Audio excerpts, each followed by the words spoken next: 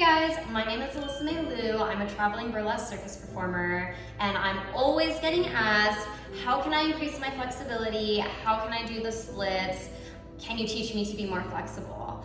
I tell everybody the same thing always. Stretching takes consistency. You have to train 3 times a week to be good at anything, in my opinion.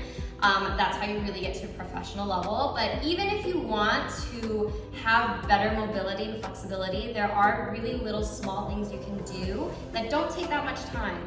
So here is my 5-minute stretch routine that I do really quickly before a show, really quickly after a workout. It won't increase your flexibility, but it'll help maintain your flexibility. So if you're going to the gym a lot, you're lifting a lot of weights, you're doing a lot of squats, and your thighs are really tightening up, this is something really quick and simple you can do after your workout, just so your thighs don't get super tightened and lose a lot of mobility. It is not a flexibility deepening routine, and I'm also going into this completely cold, so make sure that if you're doing this, you're not pushing yourself too far. If you feel like something's gonna pull or pop, stop and just stay at the place that you're in.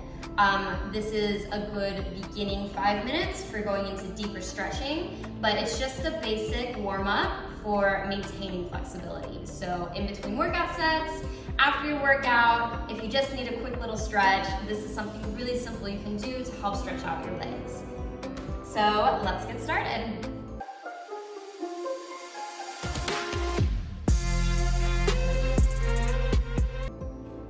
Okay, so our first stretch, we're going to go into a lunge. We want to have our knee above our ankle, and we want to bring our hips back so that our hips are square. And we're going to sit here for 15 seconds. From here, we're going to go ahead and straighten our front leg, bring our nose to our knee. We can kind of rock our hips forward and back a bit so we feel it more on the hamstring. We can point and flex our toe. That way we just really stretch out that hamstring. Then we're going to go back into a lunge and bring our back leg to our booty. We're going to pull it in as much as we can so that we're really stretching out this hamstring here. So we'll pull that in. Next, we're going back to our lunge, and this time we're going to turn our front foot out and sink into our hips. So now we're not in the straight lunge where we're thinking about our square hips. We're really sinking in and pushing our hips down to the ground. Now we're going to turn it to the other side and do the exact same thing. Lunge, square hips, knee above ankle. And we're just going to sit in this for a second. Pull that hip back, focus on squaring it. And then we're going to straighten that front leg, nose to knee as much as possible. Hips can pull back, we can flex and point the toe a bit. Rock it out. We're going to come back into our lunge, reach back, grab the back leg, and pull it in to our glutes. Really focusing here on stretching this back leg. Next, going back into our lunge, turning the front foot out and focusing on dropping our hips down to the ground as much as possible. Want to think about those fingertips touching the floor. After this, we're going to go into our first split. So we're going to hold this for a minute. It doesn't matter how deep you go into the split. Even if you're up here, you just want to hold for a minute. Up here can actually be better if you're making your hips square. So you're pulling this hip back, this hip forward, and focusing on squaring and just holding. You can also sink further down into it if you make your hips not square, but it's technically not correct. I'm not gonna lie, I'm guilty of doing this a lot. So for this exercise, I would say focus on squaring out your hips, pulling that front hip back, and that back hip forward, so that it's a more true split and just holding it here. If you're really comfy in your splits already, a couple other things you can do to make the stretch a little bit deeper is you can bring your nose down to your knee. Let's go ahead and switch to the other side. So going back into the split, again, thinking about making it square. focusing more on bringing this back hip forward, this forward hip back, squaring it out.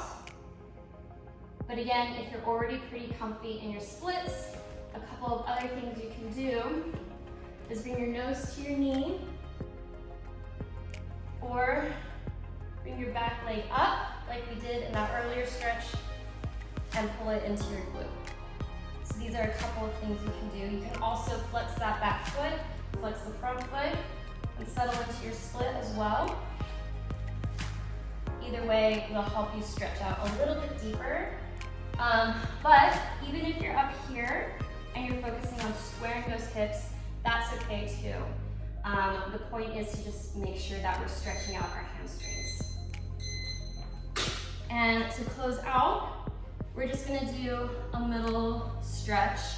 I'll do a full video on middle splits later, but for now, you can either hold your middle splits if you already have them, or you can just go into a straddle and bring your chest as far down to the ground as you feel comfortable. We'll just close out with a basic middle straddle to open up our thighs, but we'll do like a full 5-minute middle split stretch later on. So for now, we'll just hold this. You can come all the way down if you feel comfortable. You can hold your full little splits if you want. You can point and flex your feet as well. Just kind of get deeper into it. Just focusing on warming up.